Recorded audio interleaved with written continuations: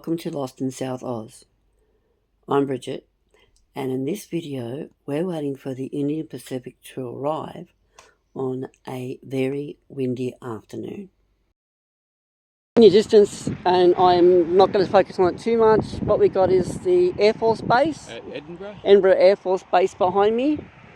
And if you have watched the last video we watched on the, that I did on the gun, you couldn't even see that base in the distance. It was all fogged. And just for a little bit more interest for anyone that's interested in, this what we got here on the tracks here is a switch. Yes. To move into the Bolivar yard. Yes. And if you look in the distance there's like a, I guess what do you call it, like a pillbox? It's a pillbox. Yeah. And they have the tools to manually change this switch, I believe. Yes. Or to work on it or something. Yes. That's the research we have. So if the electronics fail, yeah, there's equipment in there that lets you switch them manually. Yeah, so that's electronically changed, and so that's all. Obviously, that pillbox is all locked up, and if for instance that had failed, then someone might come out of that yard, yeah, and they would unlock that pillbox and then unlock the tools to manually switch that. Correct. Just some information, because a lot of the times we're out here these days, it seems like we haven't done any research on this, but we have. Yeah, I mean, let's face it. If you're one of our subscribers, and again, thank you very much for subscribing to our channel. That helps really amazingly, because it's your subscriptions that that help this channel to grow. And while we're on the subject of emergency operation of points, if you're doing emergency operation on those points, you've got to make sure it's activating the boom gates. Well, they've got behind that tree, you've got a signal, yes, box, and then you've got one up over there in, yes, front of the actual yard. And I was going to say, quite often you'll see me typing, just so you know, I don't know if a bit of personal information on me. I have dyslexia. So it's not that I can't spell for crap. I jumble my words around, and I'm an Aussie basically, and if you occasionally come across a jumbled up word, my apologies. It seems normal for me. And if you come across jumbled up suburbs, where we're standing is Derrick. The other side of the railway line is Penfield. Yeah. And over there is Edinburgh. I think that's Edinburgh. That's Edinburgh Air Base, and that's Edinburgh suburb. I'll just point to it. That's Edinburgh, that field. This is Penfield. Yep. And this is Derrick. Yep. And I'll swing around behind the car, and I think that's a completely different. Bolivar's here somewhere too, I think. Yeah, Bolivar would be where the yard is, the other side of that. Yeah. So so it's really confusing when you come out here, and I guess if anyone's out there going, they're not in Derrick, or they're not in Penfield, well, we cross those tracks, we might be. Yeah, if you want to really look up the boundaries for the suburbs, just look up the Hill-Slip Road level crossing there. Yep. And then look at the suburbs around it. Yeah.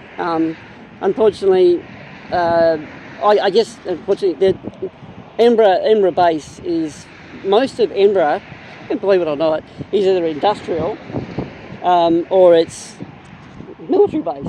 Yeah, basically. That's a fair description. And the other part of it down towards Penfield or DSTO, that's all, as I might have said in my previous videos, a lot of that is basically turned over to Salisbury. It's Salisbury, but it's become a commercial. Yeah. A commercial area. It's like one of those like business areas. Yep. And back in the day, it would have been considered as Salisbury Base, yes, DSTO Salisbury, even though it's Penfield line. Mm-hmm. But because it was all government, it's like railways. They name things a little bit how they like in the end, don't they? Yeah, they do. So that's where it can get really confusing out here, and I might It is remotely possible that this is running late. This is running late too. Because there was some problems in New South Wales, wasn't there? There was, and I think that was the day that the Indian's due to leave Sydney on its way here. How long does it take to get from Sydney to get to here? I think it's like 2 days or something. Yeah, so this is Thursday, yeah, so it would have left Sydney yesterday. And apparently they were being delayed, so yeah, we haven't been able to get information, so we've come out here on time to... because it's not a commuter service, you know, they tell the people who want to travel on it that it's running late. They don't put anything out there publicly that it's running late. So what we got now is we got 3:20. So is that something coming down there now? I don't know, it might be. All right, just give me a sec.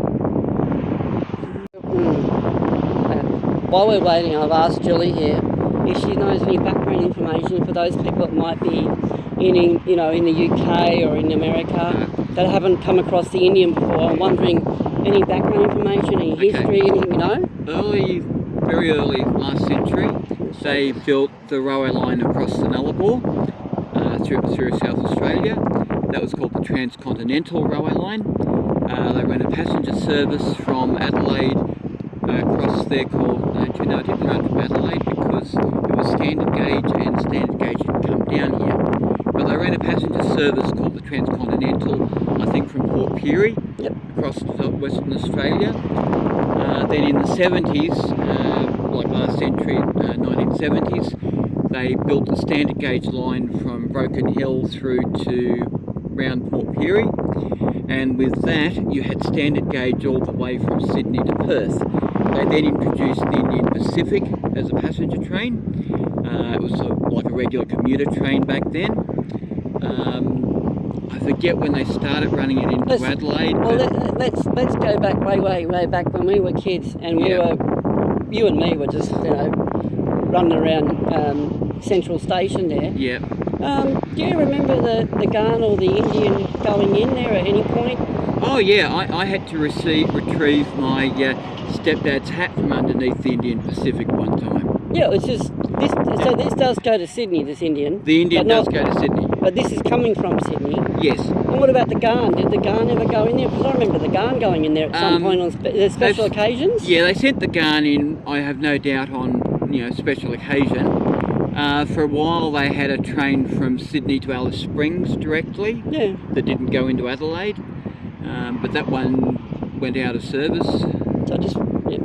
Anyway, so that's a bit of history. So just in case there's some people out there who don't think that some of these trains didn't get into Sydney, there's been a few times they've changed things around, and correct. And because it's a private company, they can pretty much, because there's money to be made, it's a commercial, it's a business. Yeah, so they just talk to the track owner and say we'd like to run our train, and they say, yep, you pay us this amount and you can run your train. Yeah, and so like at the moment, just like all the freight is private, well the actual, the train, the locos and the wagons for the freight companies are all private, if you like, private companies. Yes. And the actual track infrastructure is, what's that now? It does get complicated now, because some say South Australian Railways, some say National Railways, STC. The tracks here where we are now is owned by Australian Rail Track Corporation, ARTC. I think that is a federal government agency, but it's not government railways. Yeah. It's just a federal government set up agency. So that's pretty much the problem, that you have, like, if you can use that almost idiotic word of almost private government companies. Yeah. And that happened with the postal service. It happened with I don't know. A few government, even Telstra, right? Yeah. It was Telecom Australia. It became Telstra, and now Telstra is a private company. Yeah. But it was we think. The problem is it's so it gets really complicated. So that we're not idiots. It's just that the Australian government tends to shuffle things around. Every government does. And they list them on different banners. So you can't know everything. So Anyway, this train is pretty much delayed. We're at 3:27 now. It was due in at 3:20, so... Yeah, coming from Sydney, I'm not going to quibble over 2 minutes. No, not at all. Although the Garn was on time coming from Darwin. From Darwin? Darwin, it came through on time. Yeah, and we've got peak hour here, so we might have a bit of a break, and we'll get back with you when the train's coming through. Yep, we've got a train coming through here, straight through. Okay, so we've got a train coming through here, and there's a train waiting in the siding. Yeah, because that derail is definitely still up. So which one is this? This could be what we're looking for. That's already gone through. I doubt it. No, it looks like a freight train. Yeah. We're still waiting on the Indian Pacific, but we've got a freight train in Bolivar and this coming up.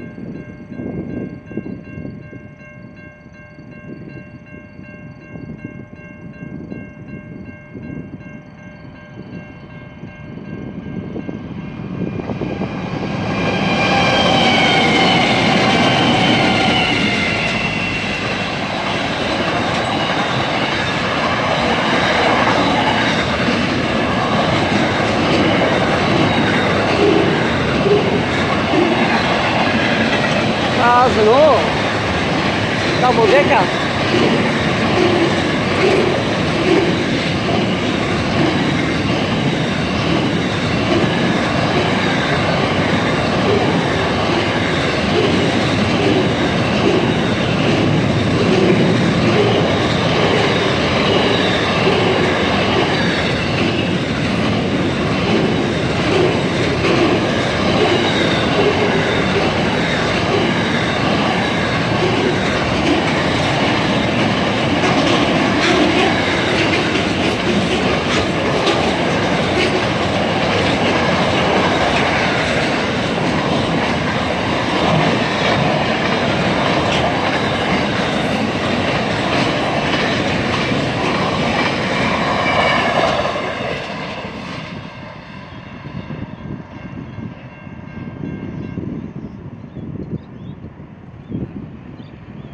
And there's a train right there waiting. Ready to depart, and there's no reason it can't.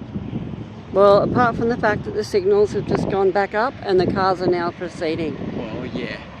But I think we can safely say the Indian's really delayed. Yeah, looks as though the Indian's incredibly delayed because of what was happening.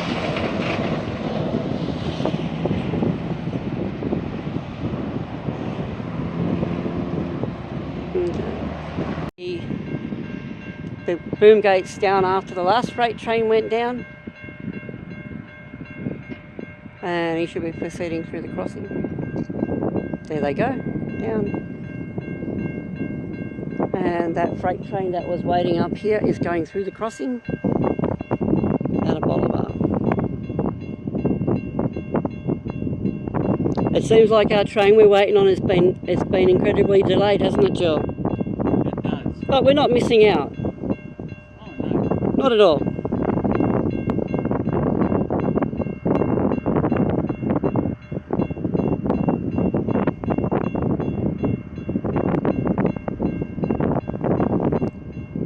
All the cars are waiting.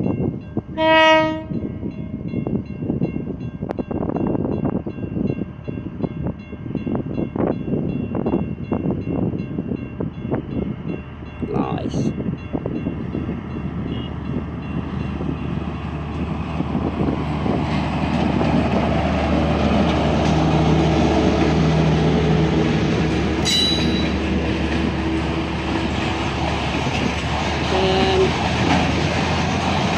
Here's a steel train.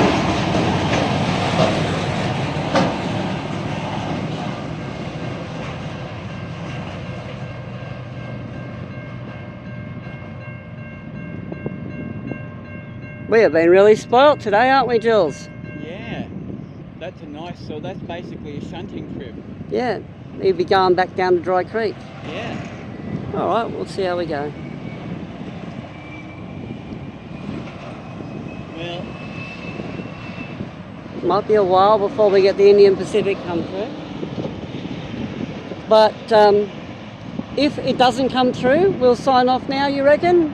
I'm thinking sign off now, Bridge. Okay then, look, if you've watched this video and you've been treated to a couple of really nice diesel freight trains, well, the last one was definitely a shunt. Yeah. And he's moving down the rail there. Who knows, Dry Creek, he could have been going down to Port Flat, you don't know. We don't know. But if you've come this far with us, I'd like to thank you for watching. To all our subscribers, you're amazing, absolutely amazing, and thank you so much. So thanks for watching. I'm Bridget. I'm Julie. Bye for now.